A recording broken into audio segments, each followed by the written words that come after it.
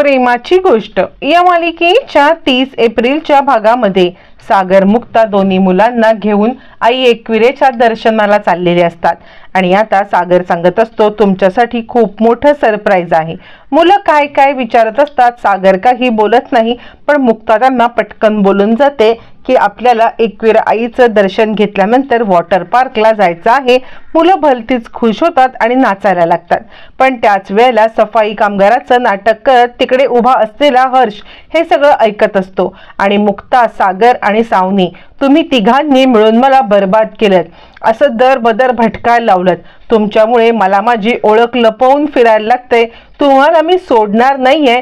या सगळ्यामध्ये जोपर्यंत तुम्हाला धडा शिकवत नाहीये तोपर्यंत मी गप्प बसणार नाही, असं म्हणत आता इकडे त्याच्या डोक्यामध्ये काहीतरी वेगळंच प्लॅनिंग चालू असतं आणि तो या सगळ्यामध्ये आता बदला घेण्याचा प्रयत्न करत असतो। इकडे मुक्ता, सागर, सई आणि आदित्य चौघजण हसत खेळत चाललेले असताना आता इकडे लहानपणीच्या गोष्टी सागर सांगत असतो की मी सुद्धा एकदा असा वॉटर पार्कला गेलो होतो, पण ना एका मुलाने मला मागून जोरदार धक्का दिला आणि काहीही न कळल्यामुळे डायरेक्ट मी वॉटर पार्कच्या आतमध्ये पडलो। यावरती आता इकडे आदित्य म्हणतो मी सुद्धा असंच करणार, सईला असाच धक्का देणार। त्यावरती मुक्ता म्हणते नाही अशी मस्ती करायची नाहीये, सेफली खेळायचं आहे, असं म्हणत असताना इकडे आता त्यांचा पाठलाग करत हर्ष त्यांच्या मागोमाग चाललेला असतो आणि त्याच वेळेला इकडे सागरची गाडी बंद पडते। सागरची गाडी बंद पडल्यावरती तो म्हणतो काय झाले कळत नाहीये, थोडा वेळ गाडी थंड होऊ दे, आपण याच्यामध्ये पाणी वगैरे टाकूया, असं म्हणत पाणी आणण्यासाठी सागर आता जातो आणि त्याच वेळेला इकडे मुक्ता, आदित्य आणि सई हे तिघ जण तिकडे उभे असतात। त्यावरती आता इकडे सई सांगते मुक्ताई मला वॉशरूमला जायचं आहे, असं म्हटल्यावरती सागर इकडे गाडी बघत असतो। मग मुक्ता विचार करते की मी तोपर्यंत इकडे सईला घेऊन वॉशरूमला जाऊन येते। मग ती सईला घेऊन वॉशरूमला साठी निघते आणि त्याच वेळेला इकडे हर्षवर्धन त्याचं काम साधतो, कारण तेवढ्याच वेळामध्ये सागर पाणी आणण्यासाठी तिकडे जातो आणि आदित्य एकटाच कारच्या इथे उभा असतो। मग त्याच वेळेला इकडे आता हर्ष येतो आणि त्याला धरून त्याच्या नाकावरती जोरदार रुमाल दाबतो आणि त्याला तिकडून घेऊन जातो। तोपर्यंत सागर आता फोनवरती कोणता मेकॅनिक भेटतोय का हे पाहत असतो, पण त्याला कोणीही मेकॅनिक भेटत नाही आणि तो फोनचा रेंजसाठी दुसऱ्या बाजूला जातो आणि त्यानंतर पुन्हा आपल्या कारच्या इथे येतो। ज्या वेळेला तो कारच्या इकडे आलेला असतो आणि त्याच वेळेला आदित्य तिकडे नाही वाटल्यावरती त्याला वाटतं की सई आणि मुक्तासोबत तो कदाचित गेला असेल, पण ज्या वेळेला तो आता इकडे तिकडे पाहतो तितक्यात मुक्ता एकटीच सईला घेऊन बाहेर येते आणि त्यावरती मग आता इकडे सांगायला लागतो सागर आदित्य कुठे आहे? त्यावरती मुक्ता म्हणते अहो मी तुमच्याजवळ त्याला ठेवून गेले होते ना, मग तुम्ही कुठे गेला होतात? आदित्य इकडेच असायला पाहिजे। यावरती सागर सांगतो अहो मी इकडे फोनवरती आत्ता बोलत गेलो होतो आणि त्यानंतर मला वाटलं तो तुमच्या सोबत असेल। मुक्ता म्हणते अहो तुमच्या समोरच मी वॉशरूमला सईला घेऊन गेले होते ना। सागर तुम्ही इतका बेजबाबदारपणा कसा करू शकता, कुठे गेलाय आधी? असं म्हटल्यावरती तो सांगतो की बहुतेक तो पण वॉशरूमला गेला असेल तुमच्या मागोमाग आणि मला काही बोलला नसेल, थांबा 2 मिनिटं मी वॉशरूम मध्ये जाऊन बघून येतो, असं म्हणत सागर पूर्ण वॉशरूमभर पालथं घालतो, पण कुठेही त्याला इकडे आदित्य दिसत नाही आणि आता मात्र सागरच्या पायाखालची जमीनच हादरते। मुक्ता तू कुठेच नाहीये, मुक्ता तो आतमध्ये नाहीये, असं म्हणत सागर हादरतो। इकडे मुक्ता पण घाबरते, आधी आधी असं म्हणत सगळीकडे त्याला शोधायला लागतात। मुक्ताला इतका पश्चाताप होतो की आपण इकडे आदित्यला एकट्याला ठेवून गेलोच कसे, पण याच्यामध्ये मुक्ताचा काहीही दोष नसतो। मुक्ता या सगळ्यामध्ये आदित्यला ठेवून गेलेली असते, ती म्हणजे सागरच्या भरोशावरती आणि त्याच वेळेला इकडे हर्षवर्धनने काम तमाम केलेलं असतं। हर्षवर्धन विचार करतो तुम्ही सगळ्यांनी जो काही मला त्रास दिलाय ना त्याचा बदला घेतल्याशिवाय मी काही थांबणार नाहीये, असं म्हणत मग मात्र हर्ष आता आदित्यचं तोंड नाक दाबतो आणि तिकडे असलेल्या बोरवेलच्या एका खोल जो बोरवेलसाठी जो आता टनल खोदलेला असतो किंवा बोरवेलसाठी जी काही स्पेस खोदून ठेवलेली असते त्या स्पेसमध्ये आदित्यला खाली टाकतो। खोल खोल खोल आदित्य खाली येतो आणि तो जमिनीवरती आदळतो। जमिनीवरती आता आपले हात पाय गच्च धरून तो एका टनलमध्ये असा उभा असतो आणि वरती दिसणाऱ्या झरोक्यातून फक्त प्रकाश येत असतो, त्याच्याकडे पाहत असतो। आणि आता आदित्य पुरता घाबरतो। इकडे आपण कसे आलो, काय आलो, त्याला काहीही कळत नाहीये। आपल्याला कुणी टाकलं त्याने हर्षचा चेहरा सुद्धा पाहिलेला नसतो। तोपर्यंत मुक्ता आता सगळीकडे आदी आदी आदी असं म्हणत ज्या वेळेला धावत पळत असते, तिला आदित्य कुठे दिसत नाही, पण एका ठिकाणी तिला आदित्यचा एक शूज दिसतो, दुसऱ्या ठिकाणी आदित्यचा दुसरा शूज दिसतो आणि त्या दिशेने मुक्ता आता जायला लागते। आणि त्याच वेळेला आदित्यचं आता तिला लोकेशन समजतं, म्हणजे त्या टनलच्या इथे येऊन तो एक शूज पडलेला असतो। आणि मग मात्र आता मुक्ता हादरते। तिला समजतं की बहुतेक या टनलमध्ये आधी पडलाय, पण आधी ह्या टनलमध्ये पडला कसा? आणि ती जोरात ओरडते, आधी आधी आधी तू आत आहेस का? आधी तू आत आहेस का? आधी तू मला सांग, तू खरंच आत आहेस का?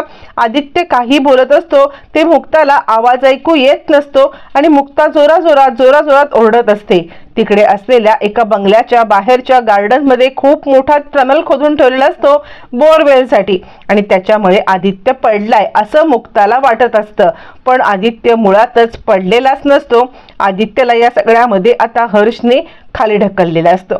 बरं, हे सगळं चालू असताना इकडे आदित्यला कळतं की मुक्ताई आले। तो आवाज देण्याचा प्रयत्न करतो, पण त्याच्या तोंडून आवाज फुटतच नसतो। इकडे तोपर्यंत सई आणि सागर इकडे तिकडे पाहत असतात। सई आणि सागर ज्या वेळेला पाहत असतात तेव्हा जोराने मुक्ता ओरडते, सागर इकडे या। मुक्ताचा आवाज ऐकल्यावर सागरला जबरदस्त धक्काच बसतो। नक्की काय झालंय? मुक्ता मुक्ता काय झालंय? मुक्ता काय झालंय? असं म्हणत सागर धावत पळत मुक्ताच्या दिशेने यायला लागतो। ज्या वेळेला सागर धावत पळत तिकडे यायला लागतो त्यावेळेला मुक्ताला तो म्हणतो, काय झालं? तुम्ही अशा जोरात का ओरडलात? नक्की काय झालंय? असं म्हटल्यावरती मग मात्र आता इकडे मुक्ता चांगलीच ओरडते आणि सांगते की आदित्य इकडे खाली पडलाय। आणि मग मात्र सागरच्या पायाखालची चांगलीच जमीन हादरते।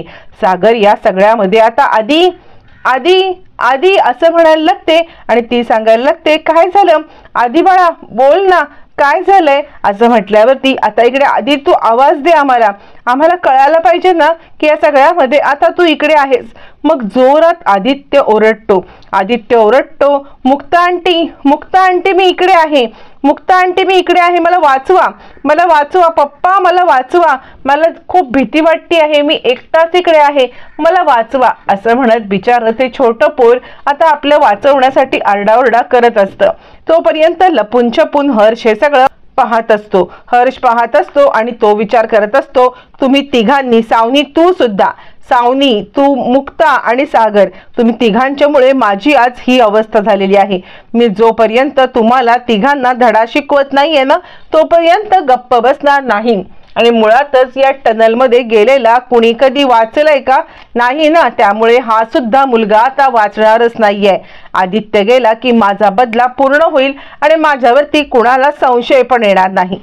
असं म्हणत आता इकडे हर्ष खूप खुश झालेला असतो, पण हे तिघ जण यांच्या पायाखालची जमीन हादरलेली असते।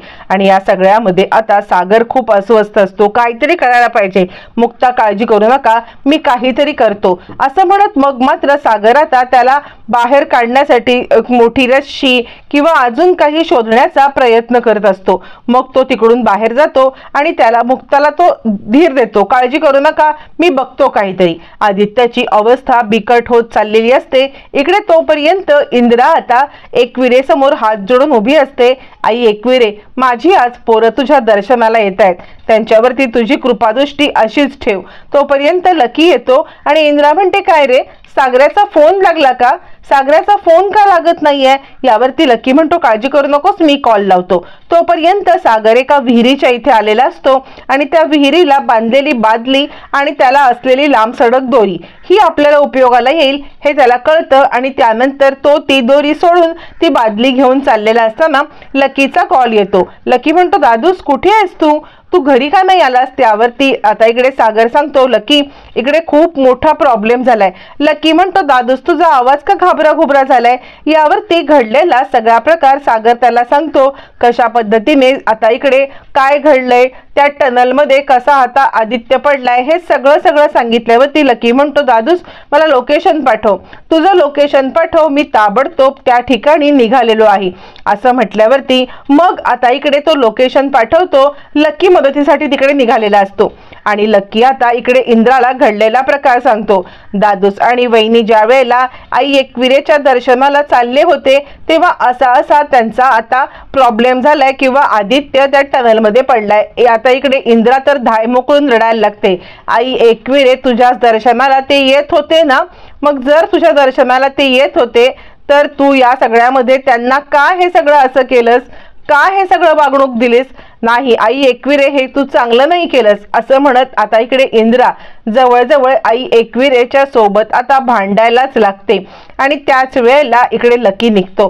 तोपर्यंत सागरने त्या विहिरीच्या इथली ती बादली आणि आता ते जे काही दोरी असते ती दोरी काढून टाकलेली असते। दोरी काढून टाकल्यावरती तो घेऊन ताबडतोब त्या आधीकडे येतो।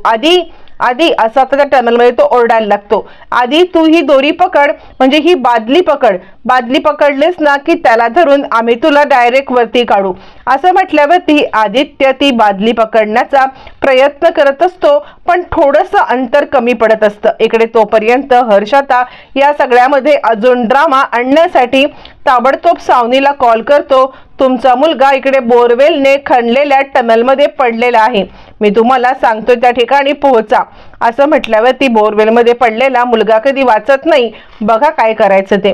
मग इकडे सावनी घाबरते, ती त्या ठिकाणी यायला निघते। तोपर्यंत मुक्ताने आतमध्ये ती बादली टाकलेली असते आणि आधी ये पण आधीपासून बादली आणि तो थोडंसं अंतर बाकी असतं, त्यामुळे आधीला ती बादली पकडता येत नसते। वीटभराचं अंतर असलं तरी उड्या मारून सुद्धा ते अंतर त्याला पार करता येत नसतं आणि आदित्य घाबरतो। आता मुक्ता आणि सागर हे दोघं जण आदित्यला कसे बाहेर काढण्यामध्ये यशस्वी होणार हे येणाऱ्या भागातच